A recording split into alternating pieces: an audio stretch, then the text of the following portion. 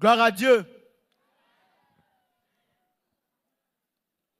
Merci au président pour l'introduction. Et comme je le disais tantôt, nous allons aller un peu plus vite. Je disais que beaucoup de frères ont commencé à entreprendre par la grâce de Dieu. Et beaucoup de frères aussi qui entreprenaient déjà ont commencé à améliorer ce qu'ils faisaient. Mais on recevait plusieurs messages. Les messages qu'on a l'habitude de recevoir sont basés sur des questions qui sont habituelles. Le frère dit, j'entreprends, mais je n'arrive pas à gérer ce que je fais. J'ai commencé à avoir un peu d'argent, mais je n'arrive pas à gérer l'argent que je reçois. J'ai commencé à entreprendre, mais je suis un peu dispersé. Et plusieurs problématiques. Donc ça montre que les frères ont commencé à entreprendre par la grâce de Dieu, mais ils n'arrivent toujours pas à maîtriser la gestion de leur business. Et malheureusement, si jamais tu n'arrives pas à maîtriser le petit business que Dieu te donne, ce n'est pas évident que tu en auras un plus grand. Parce que si tu n'arrives pas à bien gérer le petit, ce n'est pas évident que tu pourras bien gérer le plus grand.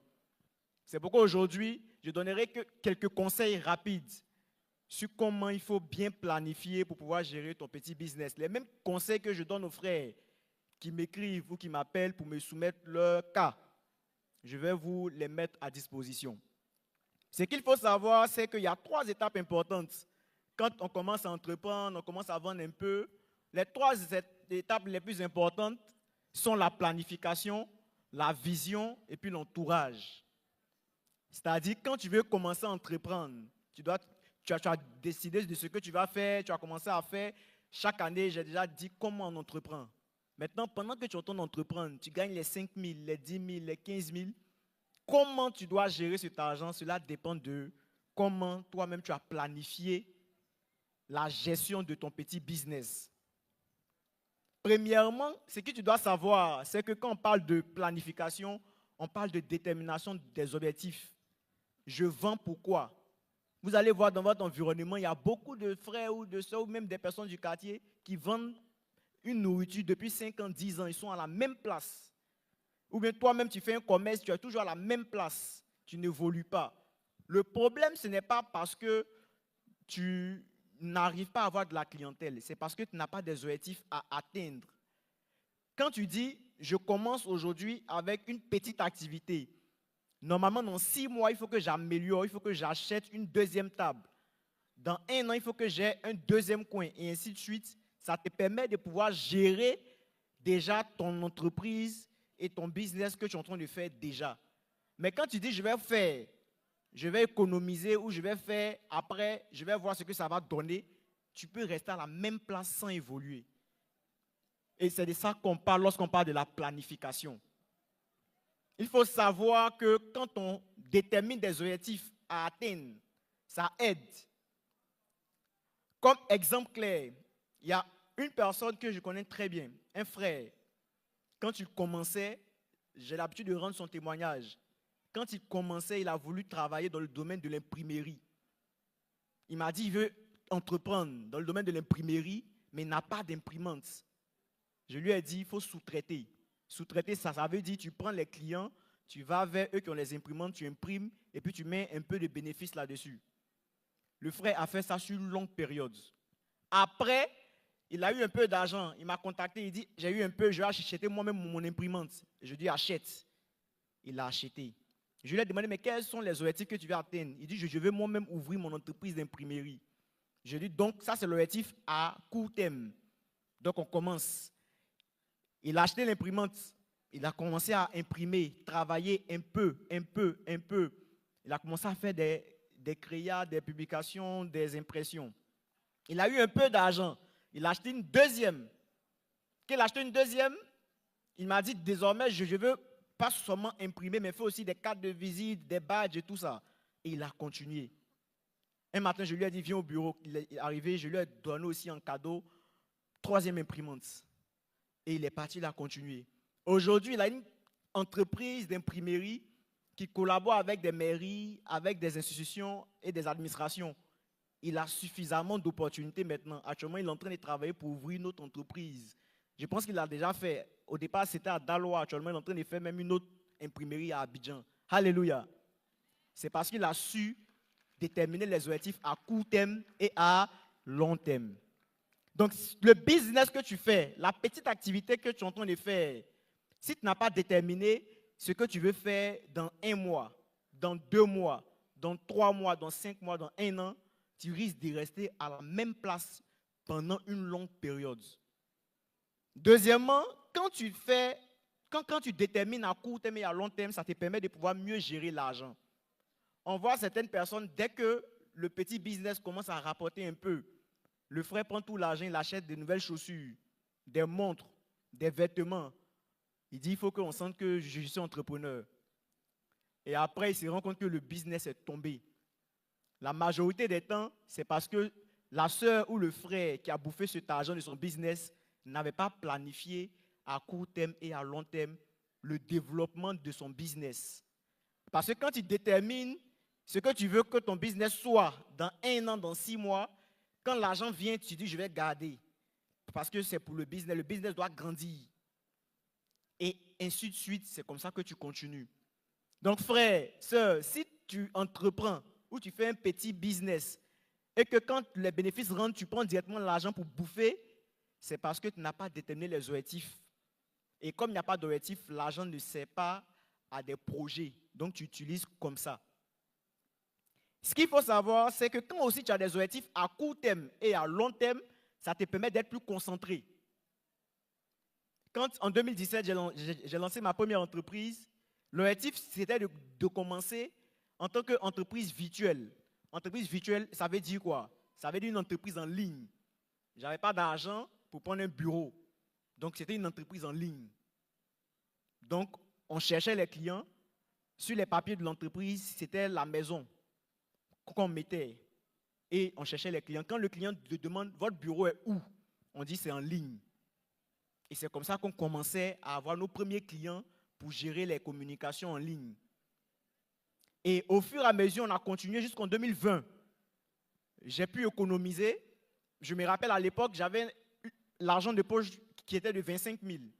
Donc je bouffais 12 500, je gardais 12 500. Et l'entreprise aussi nous rapportait, je crois, 30 000 à 40 000 le mois. Donc on économisait et on gardait parce qu'on voulait aussi avoir un bureau pour pouvoir mieux travailler, pour qu'on nous considère, pour qu'on nous donne plus de gros marchés. Et on a économisé jusqu'en 2020, on a pris notre premier bureau qui coûtait à l'époque 60 000, le bureau. Ça, c'était l'objectif à court terme.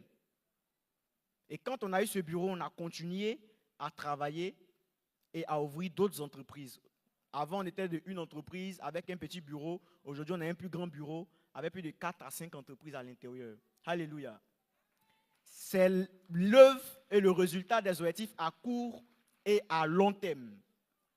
Ce qu'il faut savoir, c'est que beaucoup de frères ont un problème. Ils m'appellent, ils disent, quand j'ai un peu d'argent, quand on me demande, je donne. Quand je commence à économiser un peu pour le business, quelqu'un me demande l'argent, je donne. Et moi, je n'arrive pas à bien gérer, je bouffe aussi. Frère, c'est parce que tu n'arrives pas à faire la différence entre l'argent de ton business et puis ton argent. L'argent que tu as quand tu fais tes activités, ce n'est plus pour toi. C'est difficile de le dire, mais ça ne t'appartient plus. Ça veut dire quoi? Si tu as un travail et puis tu fais une activité à côté et que l'activité te rapporte un peu d'argent, ce que tu gagnes dans cette activité-là, tu prends cet argent et puis tu gardes. Ça sert à augmenter l'activité que tu fais. Ce n'est pas pour toi. Maintenant, si tu ne vis que par ça, comme nous, si tu ne vis que par ton entreprise, tu te fixes un salaire. Si ton entreprise gagne 100 francs, tu peux dire, moi, mon salaire, c'est 25. Je ne dépasse pas 25. Tous les 100 francs de l'entreprise ne t'appartiennent pas. Ça appartient à l'entreprise. Mais toi-même, tu te payes 25. Parce que, frère, il y a une phrase qui est trompeuse que les jeunes entrepreneurs aiment se dire. Quand tu commences à avoir un peu d'argent, tu dis, il faut qu'on sente que je suis entrepreneur. Il faut qu'on sente que mon entreprise avance et évolue à partir de moi. C'est-à-dire qu'il faut qu'on sente que tu as changé de chaussures, tu as changé de vêtements, tu as changé de monde, de téléphone et ainsi de suite. Frère, c'est un piège. J'ai rendu le témoignage l'année dernière. En 2020, c'était l'année, si on veut calculer de 2017 à 2020, c'est l'année où on a fait le plus de chiffre d'affaires de mon entreprise. Mais c'est la même année où on a fait faillite. Parce que j'ai cru que l'argent était pour moi. Donc, je suis allé acheter tout ce que je rêvais d'avoir depuis que je suis petit. J'ai acheté PlayStation, j'ai acheté tablette, j'ai tout acheté. Et on finit d'acheter tout ça, on tombe dans la période de Covid. Je n'ai plus de clients. Aucune entreprise ne veut gérer sa communication parce qu'elle estime que ce n'est pas le moment. Pourtant, je dois payer mon loyer et je dois payer en même temps le loyer du bureau. Je suis obligé de tout revendre. Tout ce que j'avais comme appareil que j'avais acheté par envie, j'ai tout vendu. Et par la grâce de Dieu, quand j'ai fini de tout vendre, j'ai pris cet argent pour régler certaines factures jusqu'à ce que je retrouve d'autres opportunités. Donc, quand tu entreprends, il faut te rappeler de Proverbe 21, verset 20, qui dit « Des précieux trésors et de l'huile sont dans la demeure du sage, mais l'homme insensé les engloutit. » Frère, ne sois pas un insensé quand tu entreprends ou quand tu fais du business. Ne prends pas tout ce que tu as pour bouffer. Ne dis pas « Dieu m'a donné aujourd'hui, demain il va me bénir encore. » Non, frère. Ce que tu gagnes, prends, donne-toi un salaire, prends une petite partie et garde le reste. Le reste va servir à deux choses. Ça va servir à l'épargne pour que tu puisses avoir un peu à côté et ça te permet en même temps de pouvoir aussi réinvestir dans le business. Parce que si tu as commencé à vendre de la loco au quartier avec un fait-tout, tu ne vas pas rester pendant 1 an, 2 ans à vendre toujours de la loco avec un fait-tout. Tu dois prendre un peu d'argent pour acheter un deuxième, un troisième et ainsi de suite. Donc c'est à ça que servent les bénéfices. Après, il faut savoir que tu dois te contenter de ce que tu as comme argent quand tu veux faire du business. Il y a beaucoup de frères, quand tu leur demandes, ils disent, je veux faire du business, je veux entreprendre. Mais j'ai 10 000 ou bien j'ai 20 000, mais mon projet fait 50 000. Frère, ça, ce n'est pas une logique.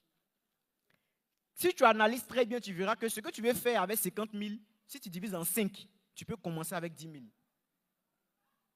C'est possible de le faire.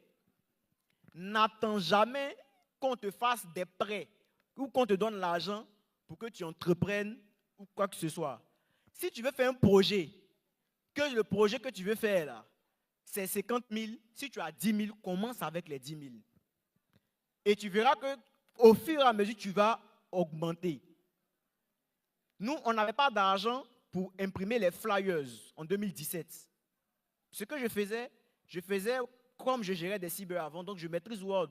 J'ai fait moi-même les fiches, j'ai pris les fiches, je suis allé au cyber.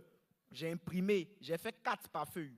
J'ai pris un ciseau à la maison, je découpais en 4, en blanc-noir. Une feuille à 25. Donc je découpais et puis on marchait avec mes amis, puis on partageait dans les entreprises. Jusqu'à ce qu'on ait suffisamment pour pouvoir maintenant imprimer des flyers et ainsi de suite. Alléluia. Donc frère, quand tu commences, il ne faut pas chercher qu'on te fasse un prêt. Il ne faut pas dire, ah, moi je vais entreprendre, c'est 100 000, c'est ce que je vais faire. J'ai besoin de 2 gaz, j'ai besoin de 3 gaz. Non.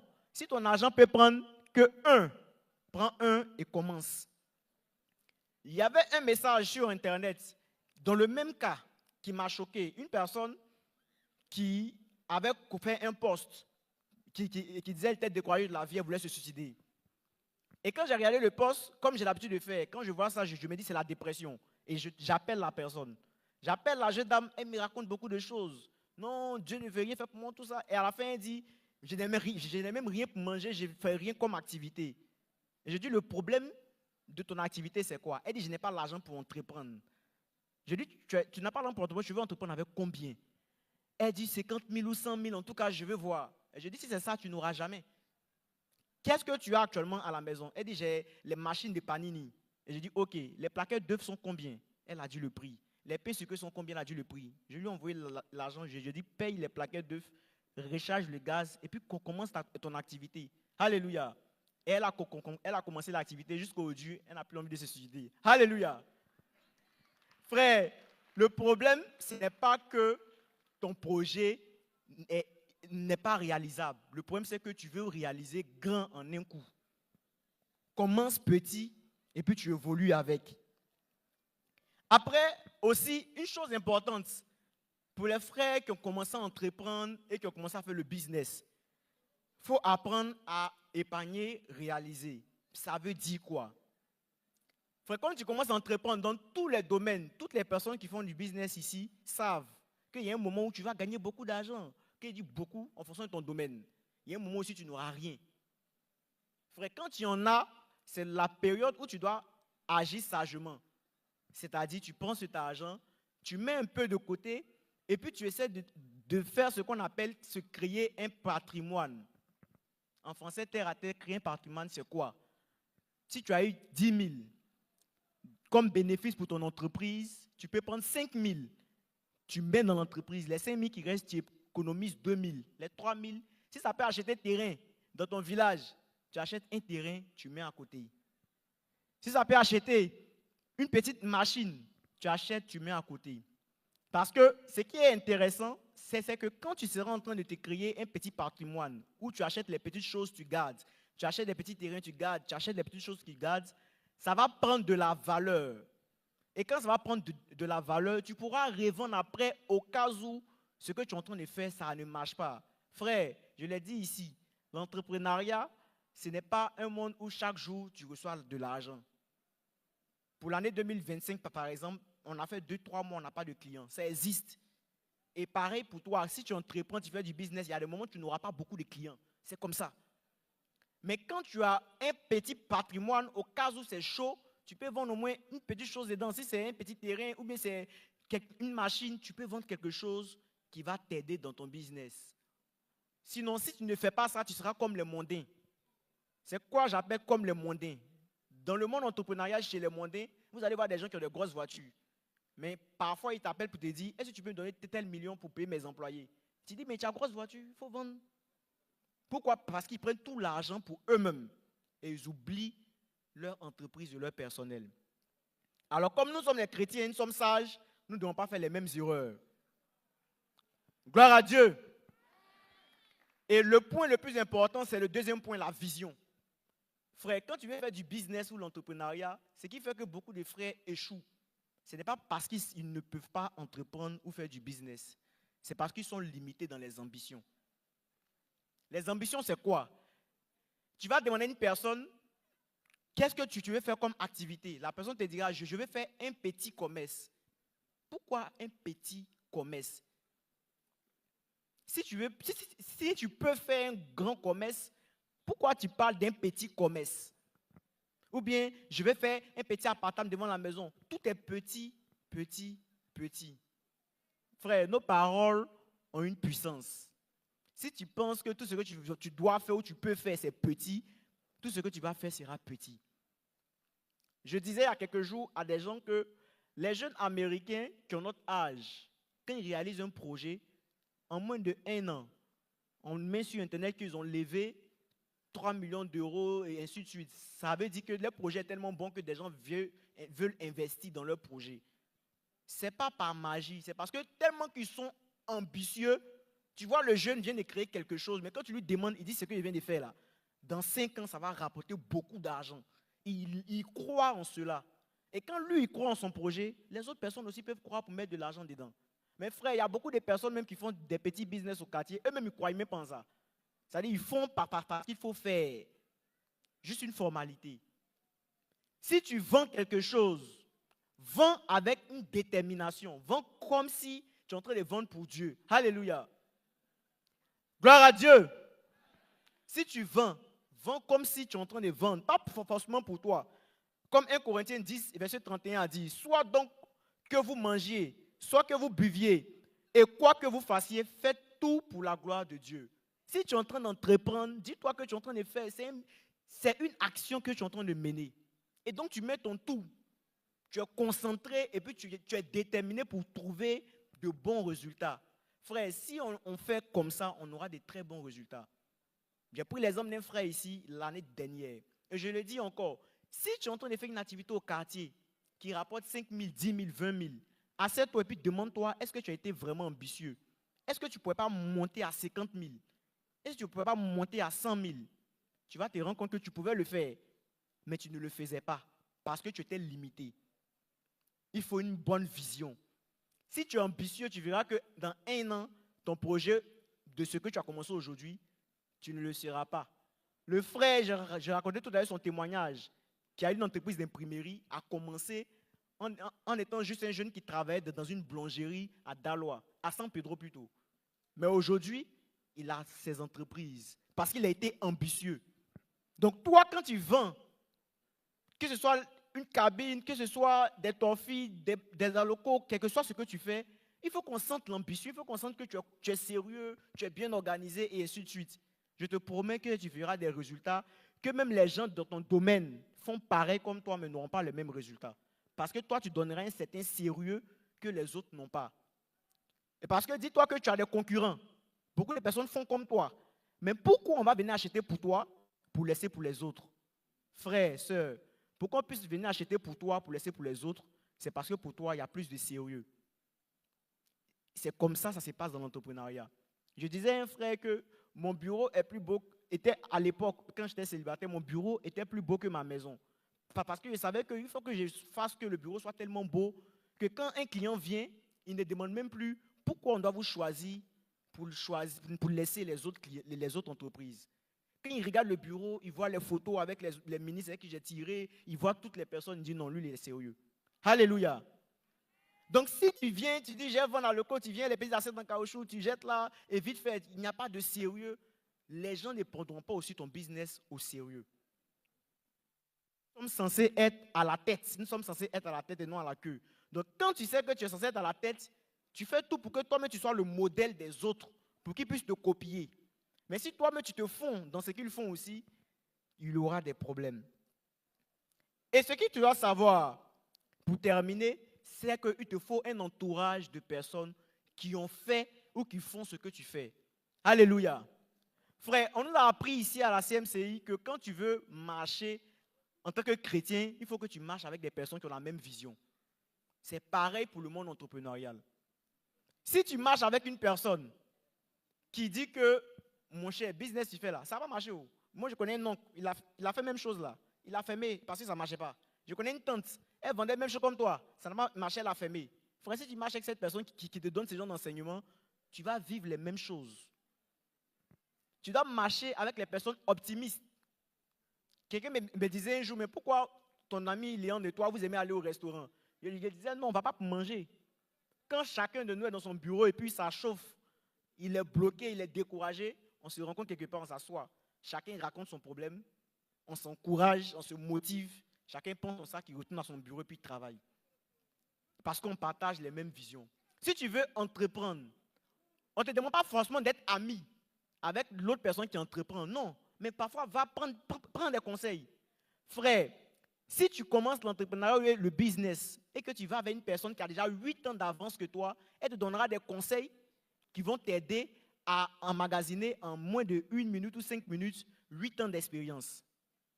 Donc, si tu vas avec un frère qui est déjà dans le domaine, ou même une soeur qui est déjà dans le domaine, elle pourra te donner des conseils qui vont te permettre d'éviter beaucoup d'erreurs. Et jusqu'à preuve du contraire, tous les frères qui sont venus vers moi, les mêmes erreurs où j'ai dépensé de l'argent sans me rappeler que l'entreprise et moi, c'est différent, ils n'ont pas fait les mêmes erreurs, ils ont su gérer leur argent. Ils n'ont pas eu les mêmes problèmes que moi, parce qu'ils ont su prendre les conseils auprès d'une personne qui a fait déjà les mêmes erreurs. Donc frère, pour résumer mon petit message du jour, premièrement, il faut planifier si tu veux faire du business. Il faut te dire, dans 1 mois, dans 6 mois, dans 1 an, où je veux être. À court terme où je veux être, à long terme où je veux être. Après la planification, il faut se rassurer d'avoir une vision. Il faut te dire que je dois faire le meilleur, je dois avoir les meilleurs résultats. Je dois même dépasser les mondains, pourquoi pas. Et après la vision, il faut maintenant s'entourer des personnes qui peuvent t'aider à évoluer. Parce que ces personnes te permettront d'être optimiste. Ces personnes te permettront d'être positif dans ton entreprise et dans ton business pour que tu aies les meilleurs résultats. Que le Seigneur vous bénisse abondamment. Bonne soirée.